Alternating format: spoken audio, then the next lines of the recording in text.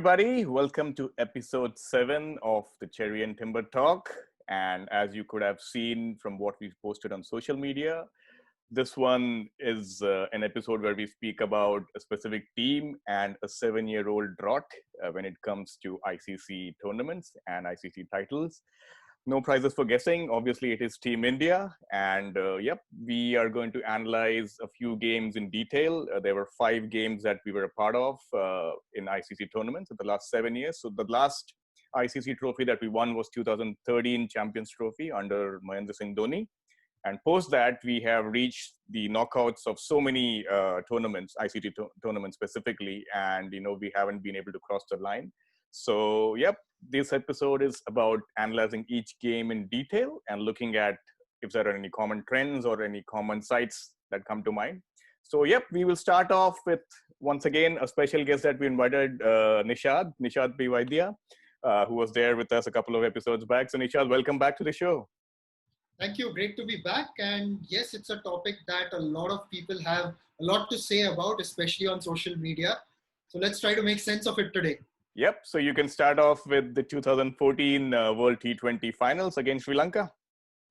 Yes, of course. And I was there for that game. It was my first tournament that I covered at the senior level. I had been to an under-19 World Cup before. And I think the Indian team played some of the best cricket leading into the final against Sri Lanka. They played complete cricket. They had everything in the mix. The batting unit was contributing very well. Rohit Sharma was scoring runs at the top. Virat Kohli once again was phenomenal. Suresh Raina was there as a finisher along with MS Dhoni. Yuvraj Singh had chipped in against Australia. Then you had the bowlers performing as well. Ashwin, Mishra, Jadeja forming a spin trio. Bhuvneshwar Kumar also doing well. So that team actually had everything until the final against Sri Lanka and just that 30-minute period. Those 30 minutes when Yuvraj Singh batted actually cost India the game. And it was really hard on Yuvraj Singh. And it just shows how the fans' mentality and behavior can be very fickle. Because what happened later, the attacks on Yuvraj Singh's house were condemnable. And were absolutely appalling, because on the one hand, 3 years ago, he was the toast of the nation, and you took him to the heights of a hero, and then when he has a bad day, you bring him down. Arguably, yes, it was his worst day in international cricket, but then you've got to look at it from a point of view of what Sri Lanka did as well. Absolutely. I think they executed their plans brilliantly. On the one hand, Virat Kohli, he was batting beautifully, was not getting strike. And on the other, they kept someone like a Yuvraj Singh hawked down. Then even when MS Dhoni came, Nuwan Kulasekara bowling those Yorkers, Malinga leading from the front, they had the spinners to back them up. So all in all, I think Sri Lanka played the game very well, executed their plans exceedingly well. And then you also remember that Yuvraj Singh was not at his best after 2011 World Cup for all the illness that he had been through. It's never easy coming back from cancer. Yes. And especially after chemo, it does take, you ask anyone, it does take a toll on your body. And the fact that he even made a comeback and showed flashes of brilliance is credit to the man and his mental strength. Nothing more. But, that day, it was really a pain to watch him, simply because he's someone who has delivered for Indian cricket. And just to see him struggle then, your heart went out to him. So that's all I have to say in terms of Sri Lanka executing their plans. And just you could see on Yuvraj Singh's face at the end of the game how much it hurt him as well, considering the champion that he is. I think just to add as well, obviously one is you made a really good point about Sri Lanka being top notch in their death bowling, right? I think that was probably the best death bowling that I have seen in a T20 match for a long, long time. I mean, 19 runs in the last 4 overs, I believe. It was phenomenal, right? Against that kind of a batting lineup, and a Kohli in form playing, 50 above at that point in time. Obviously, he did not get the strike that he wanted, but still, going ahead and executing those Yorkers to perfection was great. And there was one more, similarity, if I could call so, between this game and our 2011 World Cup, when we did it for Sachin, and I believe this one was more about do it for Sangha and Mahela, right? From a Sri Lankan perspective. I think also what they exhibited in last 4 overs or so is that you don't always have to bowl Yorkers and you can mix it up and you can, actually, they denied Yuvraj the pace that he so much likes, Yeah, the free flowing batsman that he is. And I think, Sri Lankans are really good at that, they aren't express pace. So they won't really give you on your bat so much. And then you'll have to kind of, work hard to get those runs. And there, mm, I think, also keeping Virat off strike for a while, it messed up his rhythm as well. agreed. Agreed. Yeah. Great. So thank you, Nishad. Thanks for that summary. I mean, yeah, there's nothing much more to talk about that game. You summed it up beautifully. And yeah, that's pretty much, the 30 minutes which you spoke about where we lost control and, we let the game slip away from our hands. Okay, so now moving on in the timeline to 2015. So this was a very interesting World Cup, honestly, from an Indian fan's perspective, because of the fact that, I'm sure all of you guys must be knowing that record that we set as a bowling unit, 70 wickets in 7 games, right? Getting all 10 wickets as a bowling unit, that was phenomenal. I thought for an Indian bowling lineup at that stage, in that World Cup, nobody expected that to happen, honestly. Especially with the bowling that we had, Umesh Yadav, Mohit Sharma, and Mohammad Shami. So obviously they were not, world beaters that they are today. They were still kind of coming up in the ranks, and I thought that was a phenomenal performance, considering the fact that we have always been batting heavy and batting superstar teams. When it comes to India, so that was quite interesting. And another interesting fact is I was looking up the stats, right? So we had two bowlers from our side, which is Umesh Yadav and Mohammad Shami in the top 10 wicket takers in that World Cup. So the interesting aspect is there was no single 5-wicket haul amongst the two of them, yeah, even in that tally, right? So they had about 17 and 18 wickets. The top was Mitchell Stark, I believe.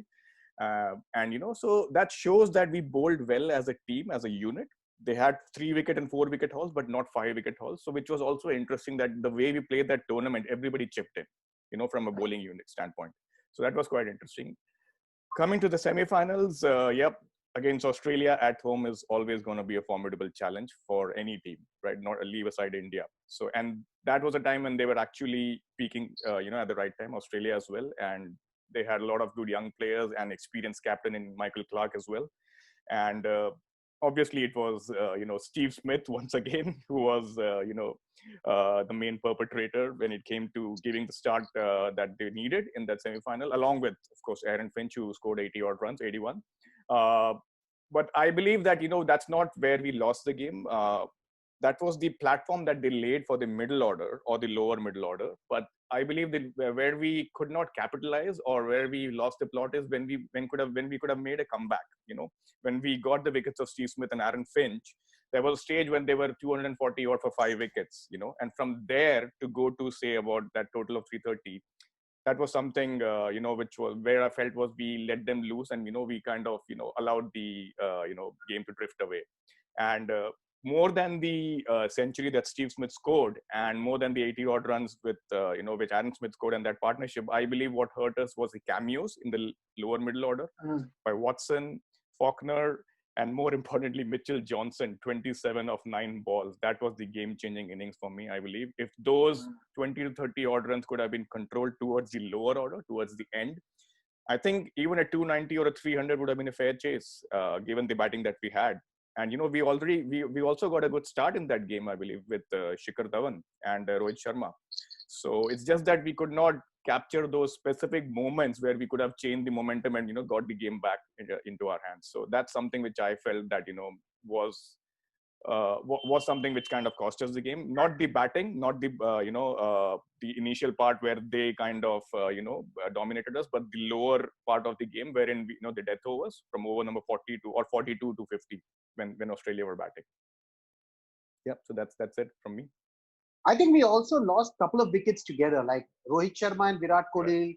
Then Yes. it was Raina and the. I mean, so the problem was that we kept losing wickets, and so in a chase, if you keep losing wickets, I don't think we stand a great chance today. Yep. And I think when you make that point, right, it's we had after say Rohit Sharma and Shikhar Dhawan's start, and when we lost Virat Kohli, we did not have a guy who could take the attack to the opposition immediately, right? We had Rahane, who was more of a sheet anchor. And we had, Raina, who was the only possible guy who could have taken the attack, but then we lost him too. So after 4 wickets down, it was kind of difficult to come back into the game and, execute that chase to perfection, because those were, too many runs to kind of score in those 30 odd overs. So yeah, I think that was kind of the final nail in the coffin when we lost to Raina. I mean, Dhoni was still there, but with 6 wickets in hand and chasing that big total in a big ground like Australia's Yeah. Sydney cricket ground was really tough, and against that bowling lineup. Also, when I remember that game again, I was in Mm-hmm. Sydney for that game, Mm-hmm. and I was in touch with a former Australia cricketer who played for them in the 80s, and Mm-hmm. he had very clearly told me what's going to be the plan of attack against Virat, like as it was happening. We were Right. exchanging emails, and it was quite interesting that he mentioned that look, they are bowling in this channel to him, a little bit short, a little bit outside off stump, because they are playing with his ego. Yeah. He's someone who wants to dominate from the start. Yeah. He's not the Virat Kohli. Of course, he was excellent then, but he's Yeah. far excellence today. Yeah. He knows how to play with the board player, with the opposition's mind now even better. Mm-hmm. Back then, maybe a little bit of immaturity compared to what he's today. So if you see the ball that he got out, he was playing across the line.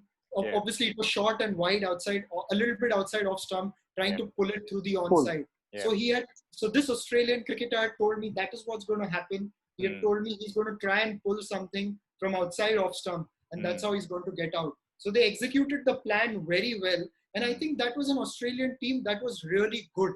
Yes. And also, what motivated that Australian team was also what had happened in the months before with the death of Phil Hughes, and it had sort of, you could sense, brought that country together behind that team when you were there.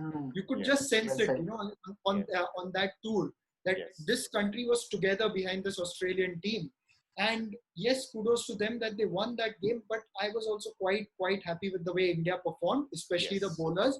As you said, 70 wickets in 7 games, probably coming close to what the World Championship team had done back in 1985. Exactly.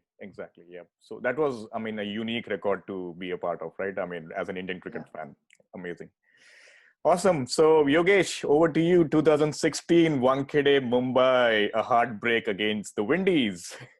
Heartbreak against the Windies. 5 years from the 2011, walking into that stadium, everybody wanted India to win. We'd come from a absolute emotional high, winning the way we did against Pakistan, and then by the skin of our teeth against Bangladesh.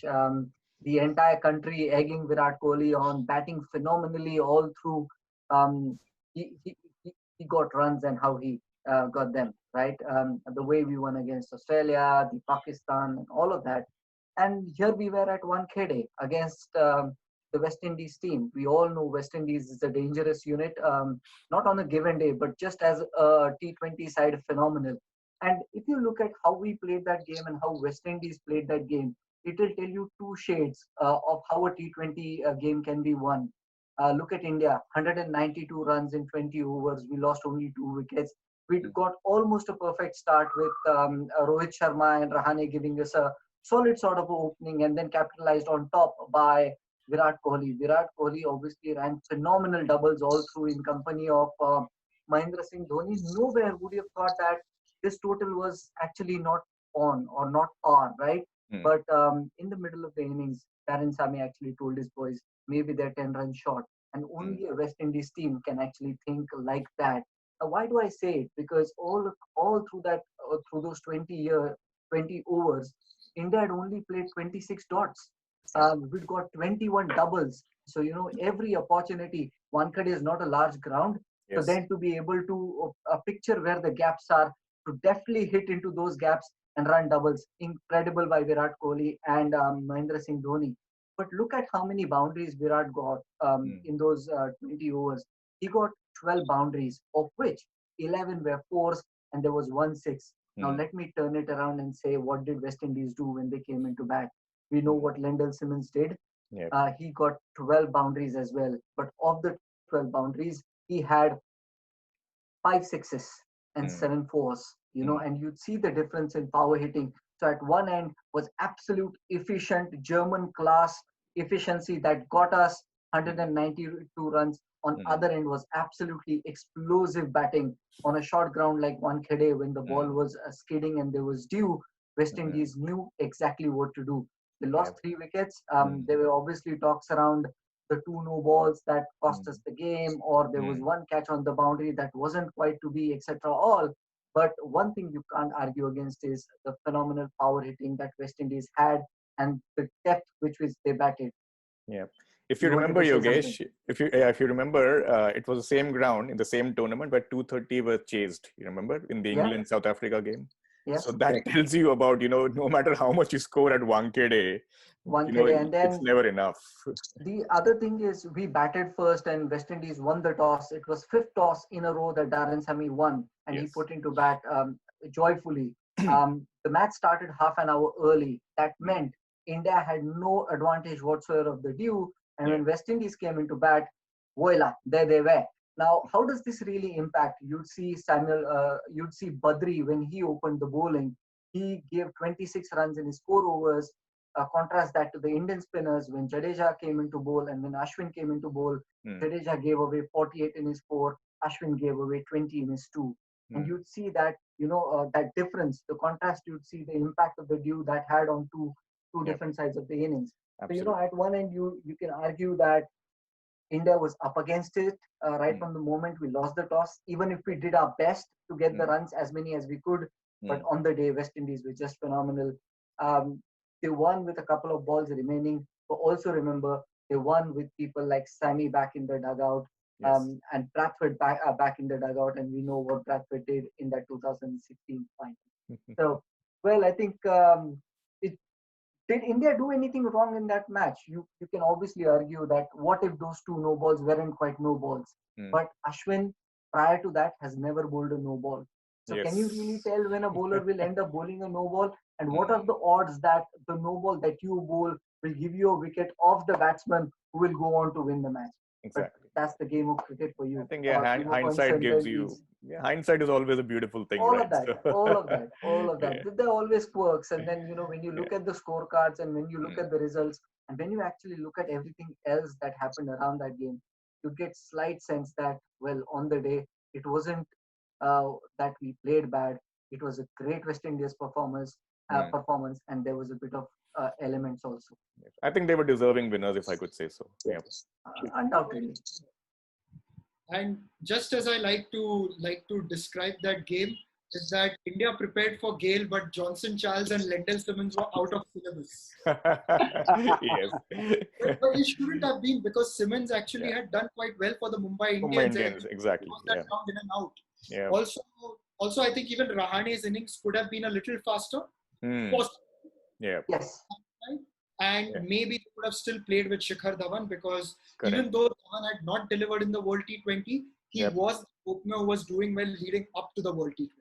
Yes. Agreed. Yeah, I mean that change obviously, Rahane is more of an accumulator. He isn't quite the aggressor that some of the other West Indians, like when you contrast it in the same game, are. But would you, think that when you look at the West Indies batting and when you look at the sprinters from the Caribbean, right?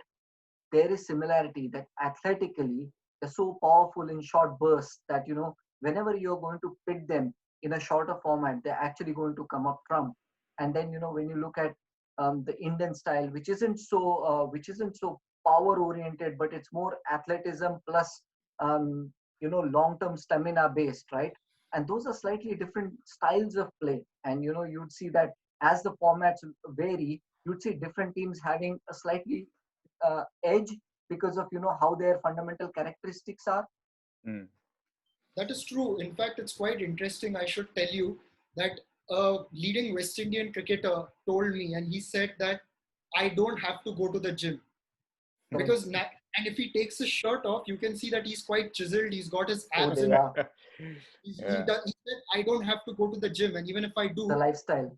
yeah, Hmm. I just pick up a few weights, just train Hmm. just for my basic thing. Hmm. But otherwise, I play a bit of football, go and play my cricket, Yeah. little bit of warm up, and I don't have to slog in the gym. I'm naturally the way Genetics, I am. phenomenal genetics. Yeah. Yes. Yep.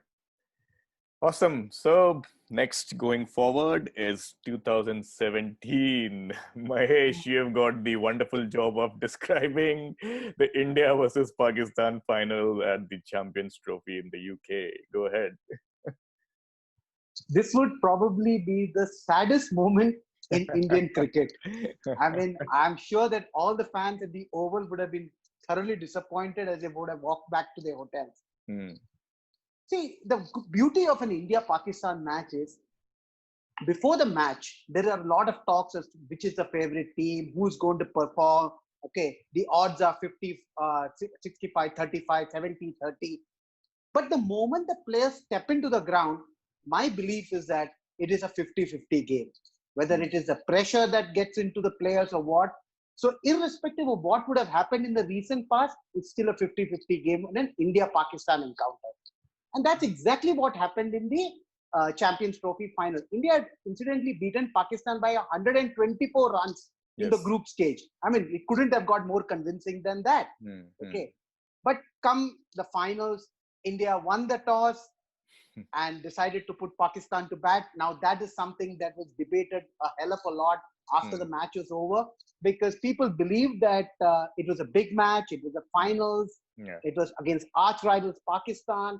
The scoreboard pressure could have been very handy for India had India batted first and put up a score of anything in excess of 280. We all understand that Pakistan's batting lineup is slightly brittle all these years, for the last many years. And India could have used that to their advantage. Agree. But unfortunately, it did not happen that way. And like you all said in the earlier talk, that hindsight is a great virtue. You know, I mean, you learn a lot from hindsight. Yep. Okay, but all said and done, Pakistan got off to. I don't think they got off to a great start immediately, because Fakhar Zaman was dropped. Yeah. I mean, he was caught off a no ball. Yeah, got off a no ball. Okay. Yep. And incidentally, after that, he played a very different innings. He seemed to believe that it is his day. Yes. He was playing very unconventional shots, but they were all very effective. Yes. And the Indian attitude towards the game and the intensity, I thought, dropped a bit after that so-called no-ball dismissal. And Pakistan's game completely changed. They stitched a beautiful partnership. The opening stand was worth 128 runs in about 22 overs. So they were off. And by the time Fakhar Zaman got out the score of 200, they had consumed only 32 overs. So they had the overs, they had the wicket. Nobody talks about Mohammad Hafiz's innings. To me, it was a very important innings. He scored 50, but had he been out very early on, India could have got more than a toe inside the door. Yes. Okay. Because he was able to shepherd the Pakistan team in the later part of the inning, and took them to 338.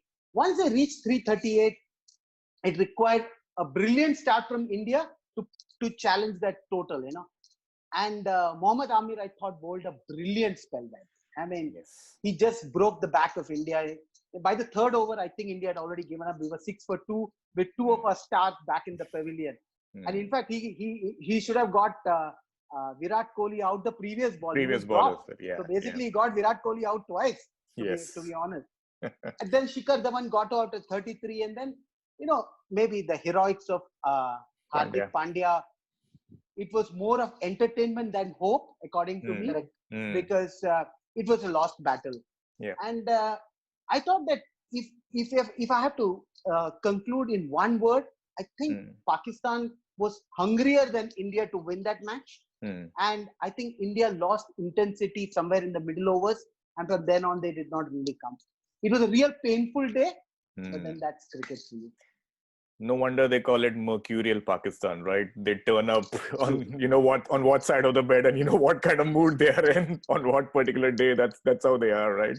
I mean, if they play to their potential, right, they can be world beaters on any given day. Pakistan. It's just that sometimes they lose their intensity, and I mean, if you've seen those classic India-Pakistan battles from the 80s and 90s, that's how it was, right? Venu, I think Imran Khan was a big factor in those victories, because as a captain, he was able to hold the Pakistan team together. See, to hold a Pakistani team together, I don't think any of the captains have been able to do it after him. So they have had so many captains after that. If you see them, almost every senior guy is a captain, whether it's Inzimam, Mohammad Yusuf, Yunus Khan, Shahid Afridi. Look at the number of captains they have had.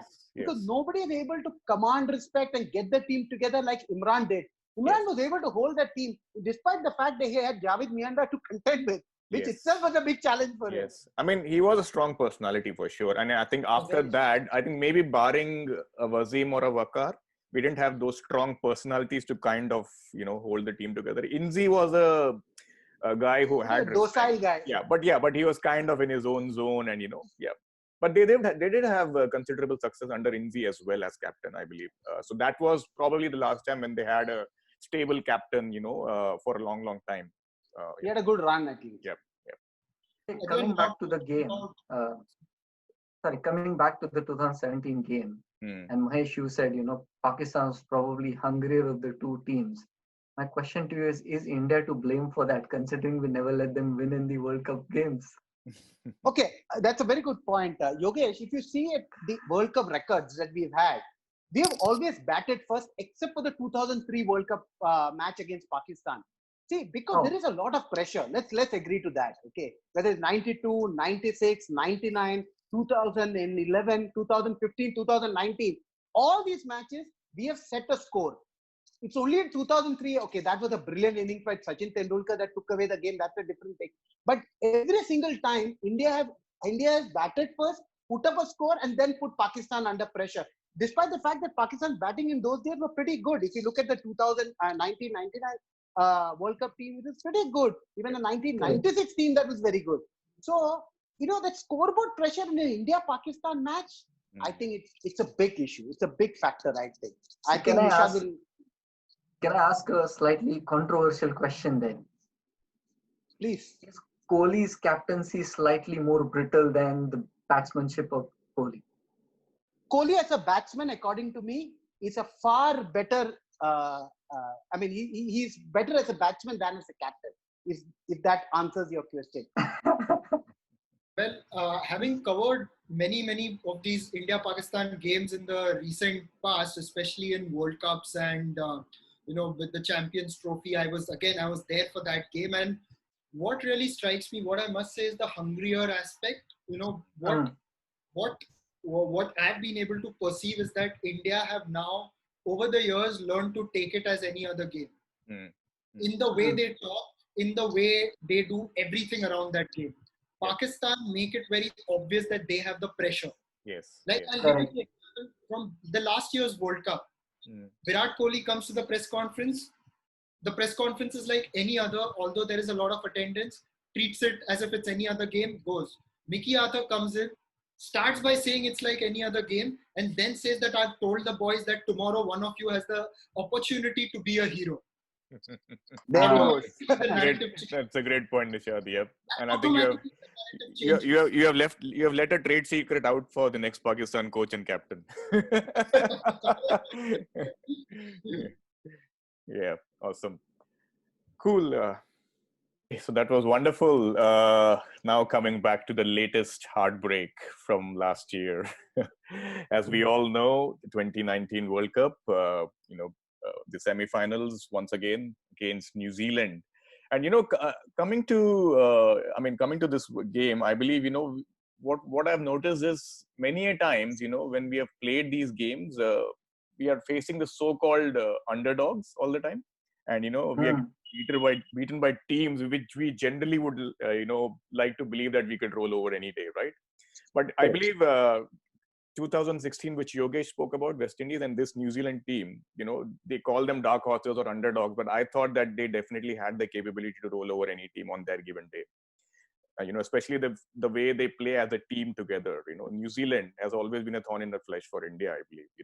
And it's been evident in many games that we have faced before with them, and this was no different. And the beauty of New Zealand is, they don't have any superstars. They always play together as a unit, and they make the best out of the conditions given to them. And that's what happened in Manchester last year, right? And, who wants to go first? Maybe Mahesh, you can take the first go at this. So it was something that we all expected not to happen. In fact, India versus New Zealand, we thought that India should be able to win pretty easily and then probably move into the finals and play England. When the four teams were being discussed as to which will be the four teams that will make it to the semi-finals, it was India, Australia, and England. the fourth team was not very sure. So when New Zealand came, we thought that New Zealand would be easy for us to defeat and go ahead. But a few factors that day. I mean, the match moved into the second day. Now, whether that was an advantage or a disadvantage, I wouldn't know about it. But the fact of the matter is that it was overcast conditions. So I mean, and like every time, the 30 minutes is the problematic time, right? In the first 30 minutes of the Indian batting, I think we lost our place in the place in the final, because I think we didn't expect this kind of a attack by the New Zealand opening bowlers, Henry and Bolt. And we were so used to a great start by Rohit Sharma and Virat Kohli that once they both got out, we didn't know where to look. And even Rahul got out very quickly. So these were the three players who were scoring runs consistently all through the World Cup. Now suddenly when three came back into the pavilion, then I thought we played well and took the game pretty deep. But yeah, Dhoni was not the kind of Dhoni that we would have expected, or probably he should have played that kind of an innings, because he tried hard. He held the innings together. He played second fiddle to Jadeja. Jadeja actually played an innings very similar to the way Hardik Pandya played the 2017 match against Pakistan. He was actually tonking the ball pretty well. But yeah, I mean, I thought that was one of the best counter-attacking innings I've seen, in a losing cause. And from a position of that, we lost by only 18 runs. So we took the game pretty close. Yeah, it could have come in our favor, but unfortunately, it was a sad day. Yeah, Nishad, you were there, I believe, right? Yes, and when the Indian innings started, and for me, the previous day, the problem wasn't about the match going into second day. I had to change my bookings for the next day. So that was actually more playing on my head. But then, anyways, once that was sorted, we got back the next day to Old Trafford. And when India started, especially when the way Ross Taylor was approaching his innings during the New Zealand batting, you felt he was going a bit slow, but he made up for that later and got New Zealand a decent total. Now, New Zealand were playing good percentage cricket in that tournament, and I think that's where they did better than the other teams. Correct. Right here now in the semi-final, especially when India's chase started, I felt a few things could have gone India's way. Sometimes you want those, I wouldn't attribute it to luck, but you need those things to go your way. Because if New Zealand lost the final, it was also because of bad luck. If things had gone their way, it would have been different. For starters, I still maintain Virat Kohli was not out, because I was right behind the bowler's arm and it looked very high to me. It looked high to me and I wouldn't have given it out. So these are the things that you don't know if it goes your way, how things could have been different. Also, remember when 2011 World Cup final, I was there in the MCA pavilion next to the Indian dressing room. And the walk that Virat Kohli made to the center once Tendulkar got out, and the walk he made when walking to the middle during the semi-final, it showed the same confidence. So I felt the feeling I had when I saw Virat Kohli walking out to the middle during the 2011 World Cup final, the same feeling I got this time, because I felt he was on a mission. Yes. And it was that one ball which I felt was really a little too high, and things could have gone India's way probably if he had survived that. You never know.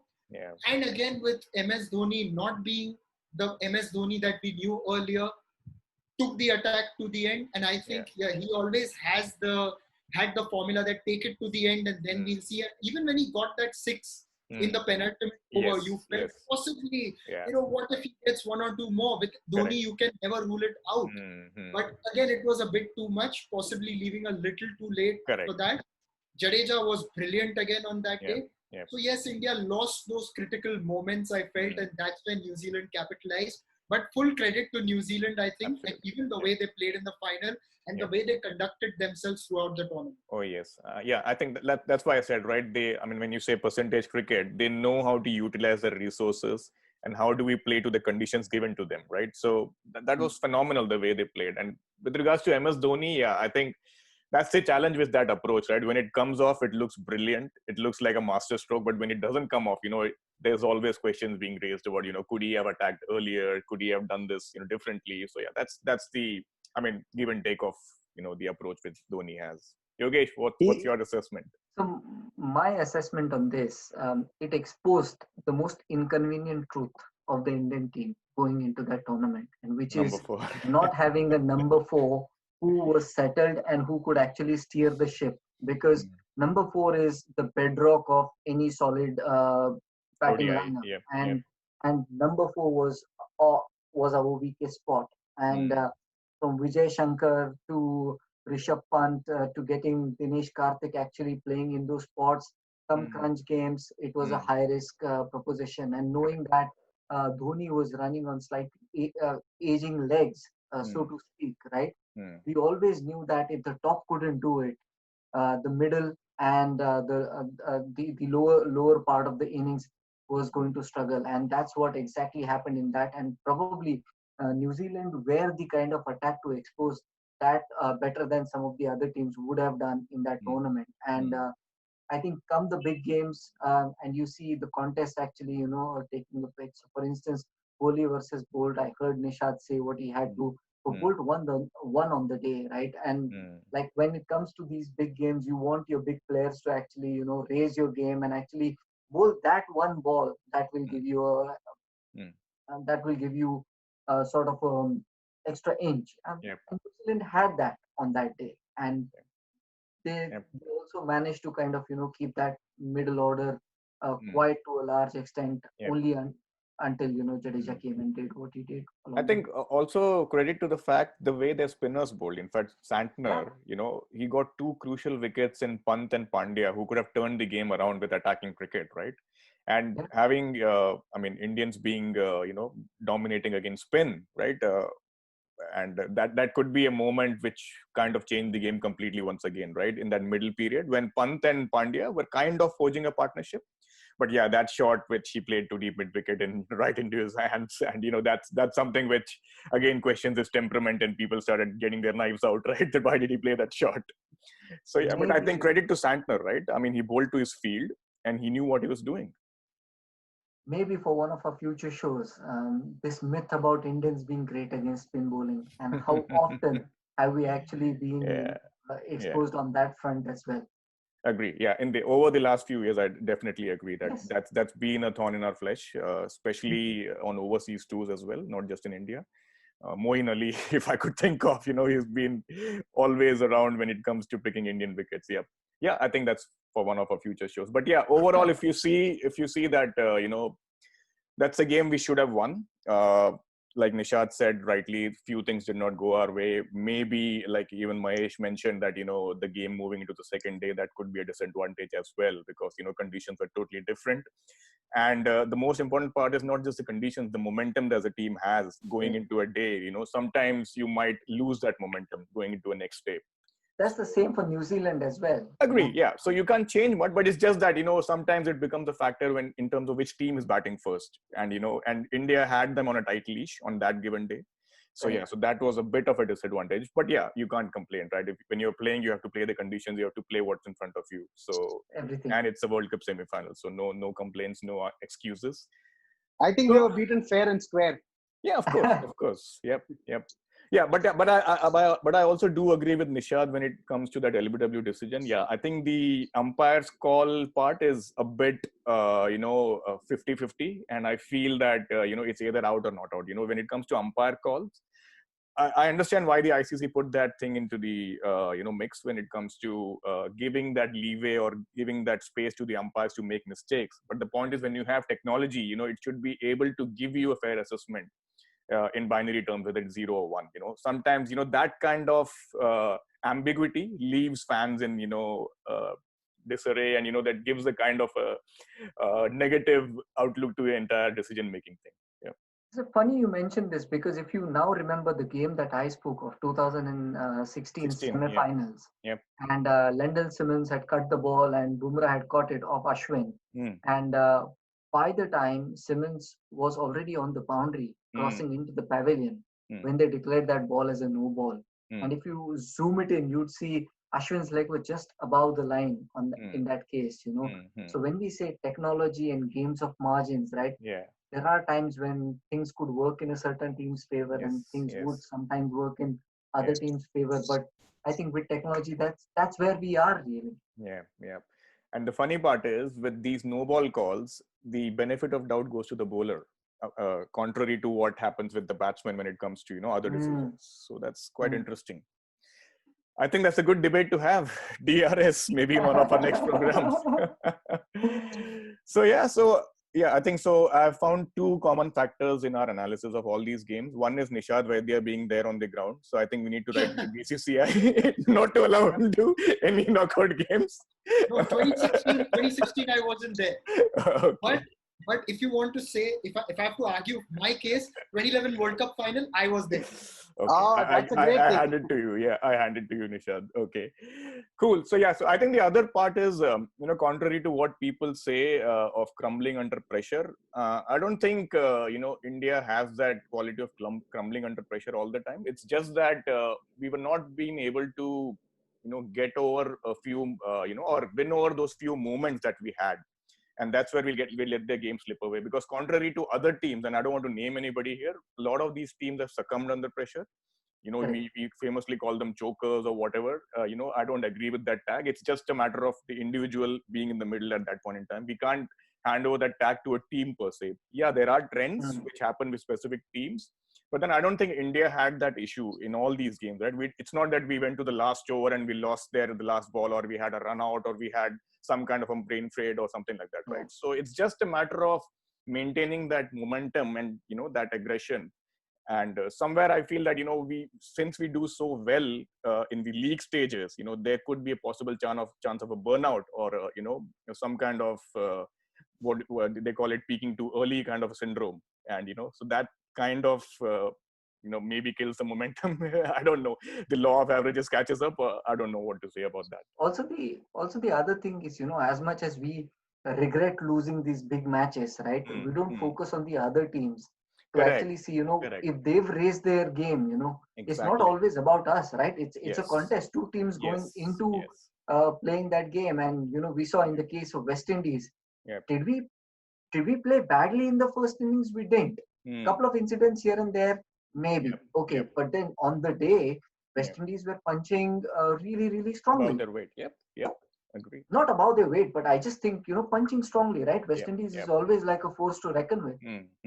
So there we 190 are. is a I good think, score. yeah, I mean, perspective that it's Yeah. not always we've done badly Yeah. or, succumb to the pressure. Sometimes it's just also well played to the opposition team, because on the day you were really good. I think for sure 2014, 2016, 2019, that's something which I'll say well played to the opposition. 2015 and maybe the 17 one which Mahesh spoke about is a place where we were kind of beaten fair and square, if you could say so. But yeah, the other three games, I believe, they were really competitive games, and we played well as a team. It's just that we could not cross that hurdle in those specific moments. Yeah, we didn't win the key moments. Yep. That is critical also, right? Agreed. Cool. So yeah, that was a very insightful discussion, guys. I think we covered it pretty well. I think going forward, it will be interesting to see how India does in these ICT tournaments. I'm still hopeful that the T20 World Cup may happen this year. We still don't have a final decision, but yeah, if it does, it would be something which is interesting to watch out for. Otherwise, I'm really looking forward to the tour down under, and which is obviously almost on as of now, from what we have heard and from what we've seen in the media. So yeah, that's something to look forward to as cricket fans. So on that note, I would like to thank everybody. Nishad, thank you once again for joining us. Really insightful comments from your side. And we will be back once again next week with another interesting topic. So watch out for our social media handles. Take care, stay safe, and have a great weekend, everybody. Thank you. Thank you. Cheers. Bye-bye. Bye-bye. Bye.